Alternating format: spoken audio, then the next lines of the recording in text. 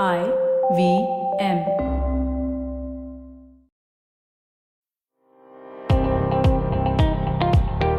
Welcome to All Things Policy, a daily podcast by the Takshashila Institution. We are a bunch of policy nerds based in Bengaluru, and we like bringing fresh perspectives to Indian affairs and Indian perspectives to global affairs. So grab a cup of coffee, sit back, and join us for today's chat. Hello and welcome to another episode of All Things Policy. I'm your host, Rakshit Shetty, a research analyst at Takshashila Institution, and today we are going to discuss about the recent report released by the Climate Policy Initiative on financing adaptation in India. To talk about this issue today, I have Malini Chakravarti and Anandita Sikka from Climate Policy Initiative. Malini Chakravarti is a research manager at CPI. She has more than 2 decades of work experience in research and teaching. She has worked in public finance, multilateral climate finance, social protection, and international trade. She works on just transition and green finance work streams with a focus on public finance. Whereas Anandita Sikka is an analyst at CPI's Delhi office. Her work focuses on development and green and sustainable finance. Her expertise lies in urban development, policy and regulation analysis, and building tools and frameworks for nudging climate action. Welcome to our podcast, Malini and Anandita. Thanks for being here. Thanks for having us, Rakshit. We're very excited to have this conversation with you. Thanks so much, Rakshit. This has been a labor of love for us, and we are really excited to share the insights of our report with you. Thank you. So, for our listeners, Climate Policy Initiative is an analysis and advisory organization with deep expertise in finance and policy. Its mission is to help governments, businesses, and financial institutions drive economic growth while addressing climate change. And its vision is to build a sustainable, resilient, and inclusive global economy. The recent report on financing adaptation in India examines India's approach to adaptation, related investment needs, and funding gaps, as well as avenues for bridging these gaps through public and private finance. The report also delves into the existing challenges in financing adaptation efforts in India at the subnational level, as well as the potential ways in which adaptation finance can be scaled. So, to get the basics right, what's the difference between climate mitigation and adaptation? And why is financing adaptation in India crucial? Right. So the science on climate change is very clear, right? Because of increased greenhouse gas emissions due to human activities, the temperature is rising. So we have long-term change in the temperature and weather patterns.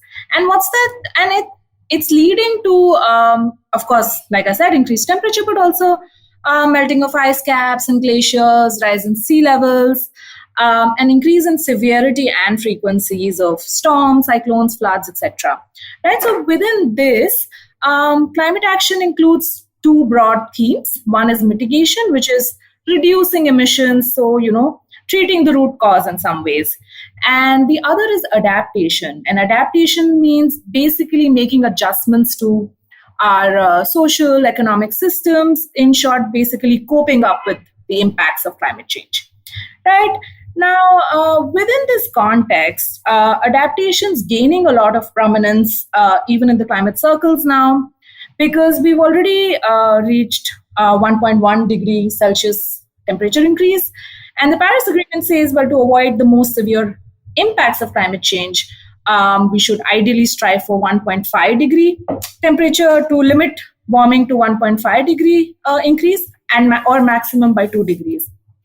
And even with the NDC targets, we're most likely on path for a 2.5 to 2.9 degree temperature rise. Right? So within this context, we've sort of missed the window for mitigation, and which is why adaptation becomes very, very important. Right? And to come to your question about why is it important for India? Well, India is a particularly vulnerable country. Reports say that we're the 7th most vulnerable country in the world. Our hazard exposure is very high because of our coastline and the geographic, like mountains and other geographical features. but also our vulnerabilities are very high, right? For example, we have significant percentage of population below poverty line. We have a lot of people who depend on sectors like agriculture and tourism, and these sectors are particularly susceptible to climate impacts, right? And so basically, this means that our climate risk is very high. And just to give you some stat on this, last year CSE came out with a report, and they said, well, 86% of the days in the first 9 months of 2023, we had a climate disaster in some part of the world, in some part of the country, right? So we're talking about really high climate risk. And and this means that the impacts on our economy, livelihoods are also very high, right? Again, to just give you some statistics here, a study sort of finds that, because of climate impacts, the agriculture productivity can reduce and the prices of cereal would increase, and this could lead to 50 million additional people getting pushed under poverty in India compared to the zero warming scenario. So in short, because of the high climate risk and because of our development trajectory, it is very important for India to focus and invest in adaptation action. You made a perfect case of why financing adaptation is in India is important. But what's India's approach to climate adaptation? Can you provide insights on the policy environment for adaptation in India? Yeah, thanks, Rakshit.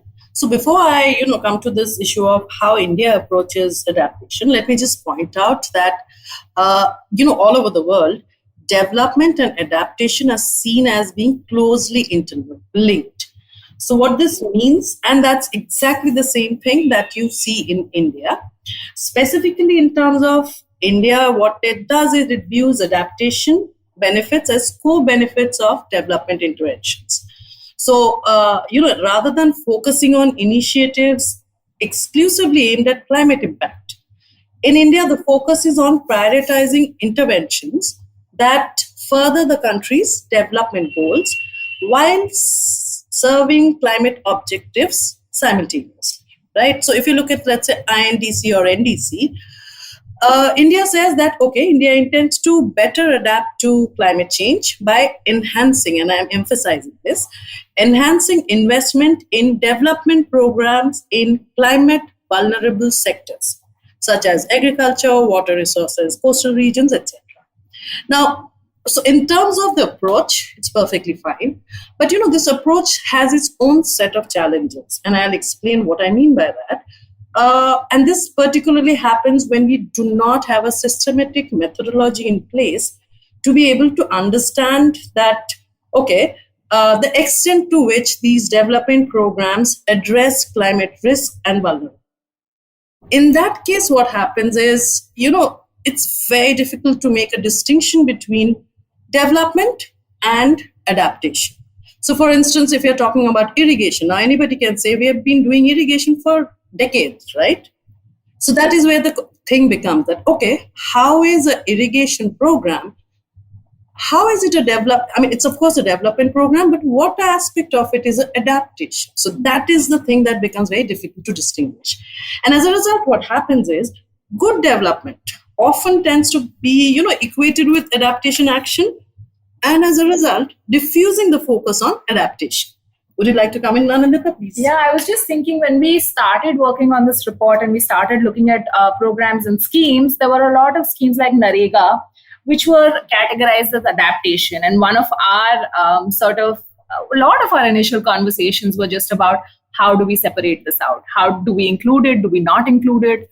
And how should we sort of present this issue in the report? So that was like an interesting conversation for us as well. So yeah, just elaborating, picking up from what Malini said, in last 15 years, what's been super welcoming is that the adaptation ecosystem as a whole has developed a lot, right? In the report, we talk about policies, plans, institutions, and schemes and programs. So we look at these three buckets, and we've seen that in last 15 years, multiple policies and plans have been initiated by the government, including the NAPCC in 2008 and the state action plans in 2009. We've set up multiple institutions at both national and state levels to manage some of these, to manage and implement some of the adaptation action. And we've seen that the government has either mainstreamed climate action in the current sectoral schemes. So you would see, say, schemes like Smart City or Amrut, where elements of climate action have been added so that adaptation can be financed, or we've seen separate schemes also being launched for adaptation action. So, for example, last year's budget, which is often sort of called the green budget, introduced these two schemes, Mishti and Amrit Dharohar, for adaptation. So the momentum from the government has been really encouraging on adaptation in India. I'm working on a paper called "What was the role of provinces in China in combating climate change?" So actually, I'm analyzing all the action plans releases by these provinces, right? And how they align with the central government's framework related to 1% policy framework related to climate change. So my question is, why are states in India an important part of this conversation on adaptation, and how are they contributing? Right.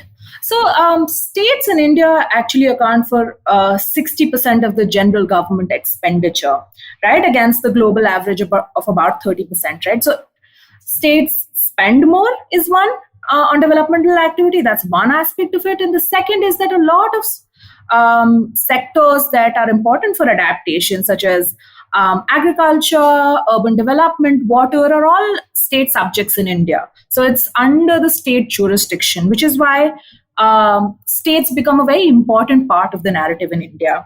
Yeah, and to add to what Anandita said, climate vulnerabilities are local, and hence so are adaptation interventions. So, when we are talking about why states are important, because these have to be done at the state levels, region level, district level, and you can go down to the last mile. Also, this again becomes even more important because of the new guidelines that have been set for state action plan on climate change.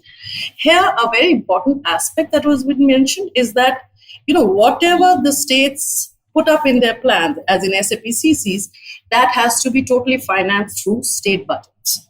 So that also makes it imperative. I mean, it puts almost the entire responsibility on states to design, to implement, and to fund adaptation-related action. So therefore, the state governments are actually at the forefront when it comes to adaptation action in India. This is a layman guess, but I think the states which are really vulnerable to disasters like Odisha and other states would be really active in putting out plans on adaptation, right? Because I've seen this trend in the provinces in China. So just to take on this, like what's the scene? Are all the states motivated on the same level, or is it only states which are really really vulnerable to the climate change or disasters? That's a very interesting question, because in report, I remember when we were drafting the chapter on policies, we had this sentence that said that states have moved with a varying pace and motivation, something like that. And which was to say that different states move differently. So you're right in terms, Odisha is an exceptional state. So they've had SAPCCs every 5 years. Tamil Nadu is one state that has done tremendously well on SAPCCs. But I'm not sure if we found any correlation on vulnerabilities and states putting out state action plans. I don't know if that kind of data exists in India. Yeah, I'm not sure about that. But yeah, as Anandita said, that, we have looked at in our report, for instance, all the updated SAPCCs that were available, publicly available, up to, let's say, September, October 2023. So we do see a mix of states. Yeah. So, you have Odisha, which is supposed to be extremely climate vulnerable, but we also have Haryana, which has put out, then other end we have Himachal Pradesh, which has done it. So it's not the new SAPCCs. I think there might be other factors at work rather than. So when we are saying, the pace and this thing has moved at a different pace, we are actually talking about the first set of SAPCCs. But what's also interesting about India is that the government of India took out a vulnerability assessment of states and districts in 2018. And if you look at the vulnerability assessment, there isn't a lot of difference in, say, like vulnerability of the most vulnerable and the least vulnerable. So that assessment tells us actually the vulnerabilities are different for each state, but most states in India are actually very, very vulnerable to climate action. So that is also one sort of point to consider here. Yeah, absolutely. In fact, but I would still take the point that, even within that, yes, the range of vulnerability is not very high. But even within that, there are a couple of states which are more vulnerable. So that's something we also take that into account when we say that what needs to be done. The report is based on the assessment of the State Action Plan for Climate Change, SAPCCs, right? Could you please bring up our listeners up to the speed on the conversation of SAPPs? Sure, yeah.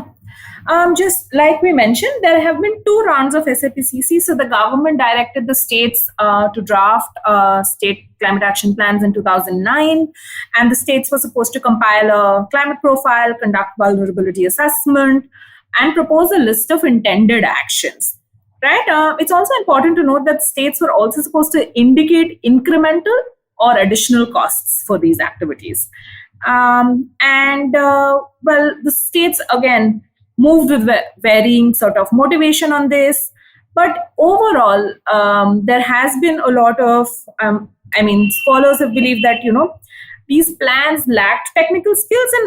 And this is the first time states are looking at issues like climate change, right? So, of course, the technical skills didn't exist at the state or local levels.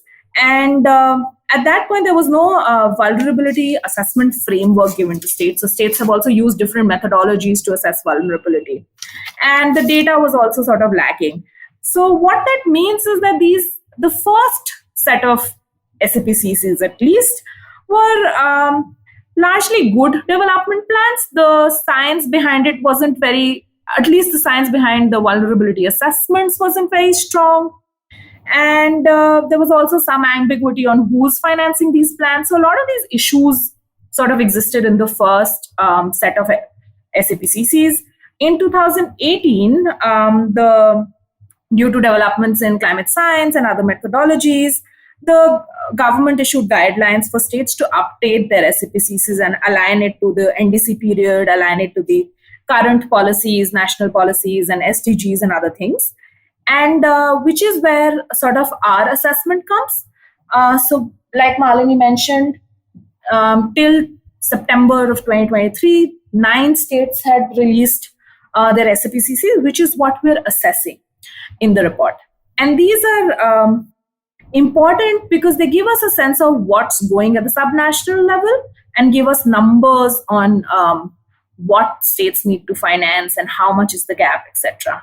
And which are these 9 states? Okay, so these are Orissa, Tamil Nadu, Kerala, Haryana, Himachal Pradesh, Goa. Then there are Rajasthan, Gujarat. Madhya Pradesh is not part of this. Rajasthan and Gujarat. Madhya Pradesh, yes, we did find, document online, but it has an embargo. So we decided not to use it. Oh, yeah, right. Sorry. Yeah. So these are the states, right? And what are the estimates for the adaptation investment needs at the national and state level? Right. The national level, what we realized that national level, let me just give you a quick listing of, it's very difficult to assess adaptation investment needs. And this is so all over the world. Also, one reason, as I said, is because, development and adaptation are closely intertwined, right? Second is when we're talking about future climate risks, that also because there is a lot of uncertainty regarding this. So therefore, you do not really find much literature on adaptation financing need. This is true across the world, and this is true even in case of India. But we do have 2 reports at least by now, and some other, more recent assessments. So, for instance, INDC, which is not really an estimate, but it kind of puts out a number and says that India as a whole, for the period 2015 to 2030, requires about 206 US dollar billion. Another report which had come out in 2020, this is by Department of Economic Affairs, Ministry of Finance, that said that round about the same period, that is over the same period, India needs about 85.6 lakh trillion INR, which approximately comes to around 1 trillion USD for this entire period. So the investment needs, when we look at the national level, these are the numbers are out there in any case, these are large. What we did in our report is try and estimate what are the investment needs at the state level, and that too, as Anandita said, through the updated SAPCCs. And what we find is that before I tell you the numbers, actually, I'd also like to point out that despite the directive that states need to provide their what are the adaptation investment needs or the climate change investment needs in their SAPCCs, some states do not provide any estimates. So Rajasthan and Gujarat do not. Gujarat does give it, but it's only for 2 years, not for the entire period. And this time, SAPCC, another unique feature has been that it is linked with the NDC period. So it's up from 2021 to 2030. Yeah. So now these two don't, the others do. So Odisha, so all these states together, when we calculated, we realized that on an annual basis, just these 6 states need about 445 INR billion annually, which translates to around USD 5 billion, which is a huge number, right? Yeah. But here I also must point out that, these numbers, when we look at the numbers, what we also notice that a lot of these states, SAPCCs point out that the investment needs that they mention in their SAPCCs are actually likely to be much higher in reality. Yeah. Because they are not putting out all the numbers because they really don't know where the funding is going to come from. And as a matter of fact, in a lot of SAPCCs, in their estimates, they've listed a lot of climate action activities and not assigned any budget to it. So again, that estimate then becomes muted in that form as well. Yeah, exactly. So the main point is the numbers are huge, but in reality, the numbers are likely to be higher. Stay tuned to All Things Policy. We'll be right back after a short commercial break.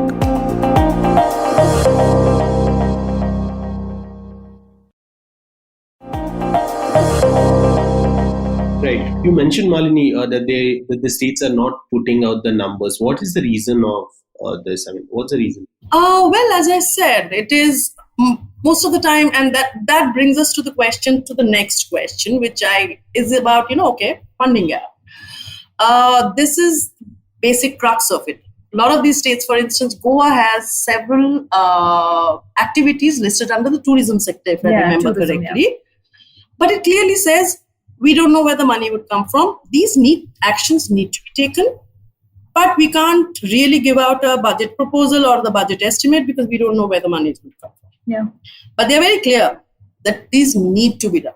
So yes, one reason definitely seems to be not enough funds, not enough resources. And do they have the ability to meet their adaptation investment needs?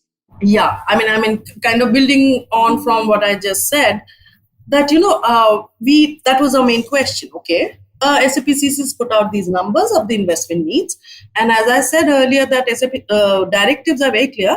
States need to finance them from their own budgets, right? Now, so we wanted to understand. Okay, do states face any funding gap? As in, do they have the ability to meet the investment needs from their own budgets? This was a relatively more difficult task because what we realized is most states really do not put out the numbers. 2 states do, which is Odisha and Tamil Nadu. So we dug into the SAPCCs, tried to understand which ones are adaptation. Say, for instance, in the case of Odisha, it was very well crafted, so it was easier. In the case of Tamil Nadu, we had to plod through a bit. But we realized the funny thing is, all SAPCs, almost all of them, even when they don't give you a quantified funding gap or a concrete number on the gap, all of them almost universally allude to the fact that there is not enough finances. So Goa does it, Kerala does it, Karnataka does it.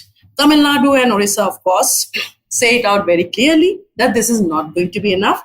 We need more resources to be able to meet our adaptation investment needs. Yeah. Also, just to Goa, again, like Malini said, only Odisha and Tamil Nadu give the number. I mean, Himachal also sort of gives the number a little bit, but it's mentioned in one section. In other sections, it sort of says that they have enough funds. Same as with Goa. Goa says that we have enough funds to, finance these activities out of our state budget. But then you come to the list of activities, there are a bunch of list of activities where they don't propose any budget at all. So the point of this is that SAPCCs themselves are very complicated documents to sort of maneuver in terms of getting a number for need or the gap. Yeah, very. And, the whole thing is they also have a section on, okay, where else are you going to get the money? I mean, what are the sources of that you're looking for? So if you look at that particular financing of SAPCCs, you'll see it's all the usual sources, international fund, from the central government, etc., etc. And what are the key barriers hindering states from adequately financing adaptation measures? Okay, so I'll spend a little time on this, because when we talk about key barriers, the first thing is to understand what are the sources of where do states get their money from, right? Like Anandita said, that states in India spent more than 60% compared to the global average of 30%. On the flip side, because our fiscal federal structure is such that it's the center which accumulates most of the tax or mobilizes most of the tax money. So therefore, for states to be able to meet their expenditure needs, they depend on transfer from center to state. So that intergovernmental fiscal transfer is a very important element, which is for states to meet their expenditure and therefore to be able to meet their adaptation expenditure needs. Then, of course, there's usual, we all know that their own revenues, which can be tax revenues, non-tax revenue. Another very important factor that becomes very important, as you know, that all states are allowed to borrow. So there is a borrowing also finances many of these adaptation investment needs. But in India, there is a borrowing limit for all states, which is generally 3% of GSDP, that is states' GDP, unless there are exceptional circumstances, say in the case of what happened in COVID. There's a fourth element, which is an extra budgetary borrowing, and this has been done specifically by a number of states. You don't get data so easily, but states do resort to that extra budgetary borrowing to be able to, for two things, to be able to meet their finance needs, but also not crossing over the fiscal deficit limits. Now, what has happened over the last few years, state finances have been strained for a number of reasons. I'm not going into the details, but in general, what has happened is they have been able to, on an average, keep within the limit. Now, today the situation is slightly different. One reason for that is, of course, the COVID-19 impact that has had on fiscal position across the world, states across the world, as in governments across the world, and it has been so even in case of India.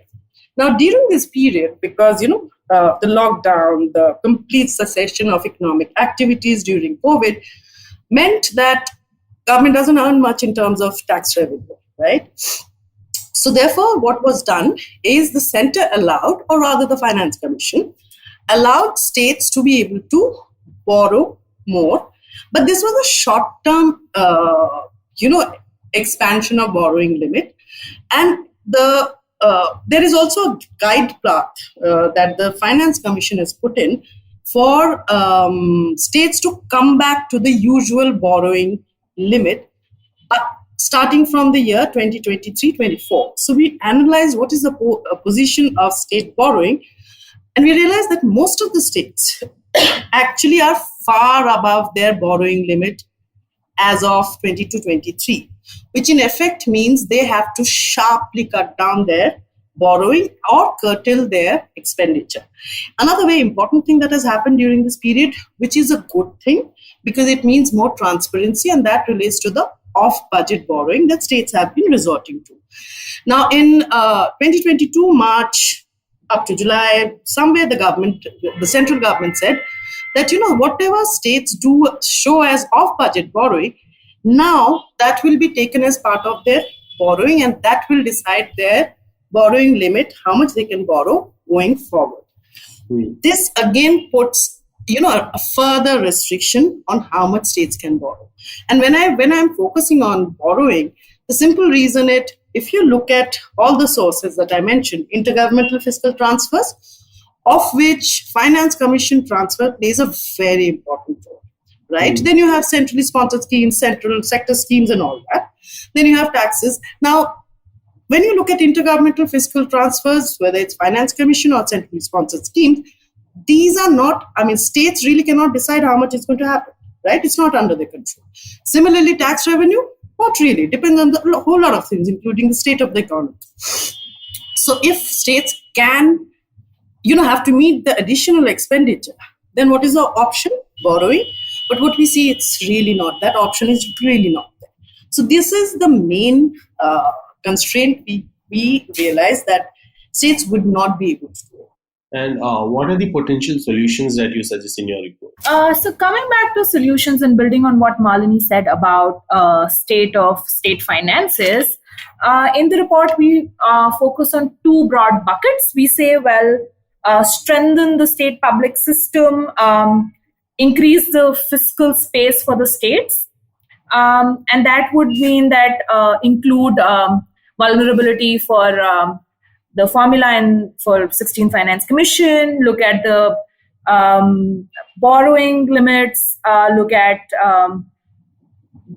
climate budgeting, tracking, improving quality of data, etc. And then we say that improve while doing all of this by strengthening the state public finance system. With that, attract larger amount of private participation in adaptation, which is difficult. We understand that. But we feel that some efforts on PPP models or putting out a project database, building a pipeline of adaptation projects, or assuring minimum investment returns, or actually looking at some innovative financial models might actually help the case a little bit. And you talk about fiscal space. How do you envision the role of India's upcoming Finance Commission in integrating adaptation-related interventions into the criteria for fund allocation to state governments? Yeah, right. Thanks, Rakshit, because this is one of our central recommendations. Because as I said that, Finance Commission transfers play a crucial node in adaptation financing at the level of states. One reason is because these transfers, also give the states the autonomy and the fiscal space to be able to design the state-specific adaptation investment schemes and programs.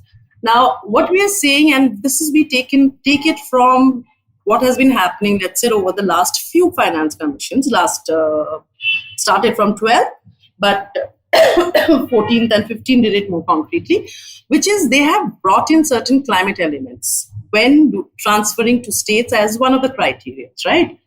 So forest cover has been a very important criteria that has been incorporated when deciding transfers to states. Similarly, they have also brought in increasing support for disaster preparedness. It is in this context that we say these are all fine, but what is important right now is to have climate vulnerability take into account when transferring to states and how to be distributed between states, take into account the climate vulnerability and risk that each state faces. And that can be done because government has also, actually the Department of Science and Technology has also come out with a comprehensive common framework to be able to understand what is the climate risk and vulnerability of states, which helps you rank states in terms of vulnerability and climate risk. So that can definitely be used as one element to incorporate these aspects and build, or rather transfer money to the more vulnerable states, or decide on the transfer of how much goes to each states based on these. Could you also please elaborate on the time-bound, climate incentivized borrowing scheme for states that you recommend in the report? Yeah, sure. This is also we thought this would be a very important thing because, as I said, if you remember, that in India, for instance, so for all states, the amount they can borrow as percentage of their GSDP is generally fixed at 3%. But what we also realize that climate risk and vulnerability are not uniform across states, right? So it is in this context we have said that okay, why not have climate incentivized borrowing ceilings that account for state-specific climate risk and vulnerabilities. So what can do is that when you do that, so what it means is states which are more vulnerable can be given a higher ceiling for a specific period of time. Now, this enhanced borrowing ceiling can be made conditional on states investing in adaptation-related interventions. What this does is, it reduces, if states do take these steps and have the money to be able to do so, it reduces the adverse effects of climate change on GSDP. And that by itself can increase their fiscal capacity in the future, or rather, at least doesn't decrease their future fiscal capacity in the future. We also do put a clause, though, that on average, the 3% limit should be there across all states, so that only states with additional adaptation investment needs and capacity to implement get to borrow more. We also say that to curb fiscal profligacy, which is a possibility, it is very important to have adequate safeguards in terms of tax collection, increase in tax collections, and revenues from other sources. So this thing is very specific, that make it climate incentivized, that you invest in adaptation, and also time bound. So it's not like endless. And among one of the potential solutions that you guys have recommended in the report is to mobilize private finance to address gaps in adaptation funding, right? So in that context, what are the barriers in attracting private finance in adaptation, and what can be done to attract more private finance to adaptation? Okay, so I'll just go over this quickly because we are also coming to the close of time. That there are a number of reasons why private finance is less than what it could be, or the potential is there, but it doesn't happen. And and this is true across the world. If you look at we do this landscape tracking, green finance tracking globally. So if you say what is being invested in adaptation by private finance is just barely about 2%. So this is true across the world. And there are a number of reasons. For instance, there are knowledge gaps in terms of, what are the climate risks? We do not have that kind of data in place, right? Including exposure to climate change risk and vulnerability mapped to different locations. Then there is, of course, uncertain investment return. Because these can also be long-term investment with long gestation lag, which does not bring a return immediately. So one doesn't know what is going to be the return, one. So there's an uncertainty of return, and it can come God knows when. Then, so these are some of the, there are a lot of that we discuss in our report. But just to say that, the unfavorable risk return profile, lack of bankable projects, whole lot of things kind of does not create a atmosphere for private investment to come into adaptation. And in that context, we do provide some recommendations, which is that, for a country like India, for instance, one would be a very important thing is we see that, for instance, in infrastructure, public-private partnership is a model that has worked in India. So when we are talking about adaptation or resilient infrastructure, that is one model that needs to be brought in. And the kind of model that we are talking about is where the private sector takes on the risk of financing it. So it does not put the burden on the government exchequer immediately, but the government comes in because it kind of ensures a return or a stable return over a period of time. So one is that.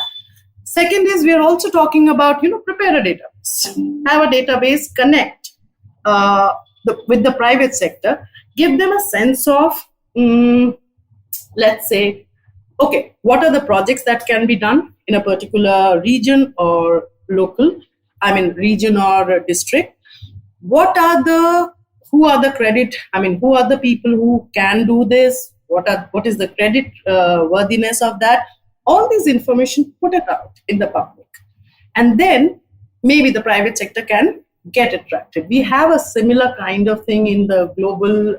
Do it in CPI runs this thing called the Global Innovation Lab, where we look at a lot of innovative financing models for climate action and support them so that they become scalable. And some of our own proponents have worked on adaptation, and that's worked really well.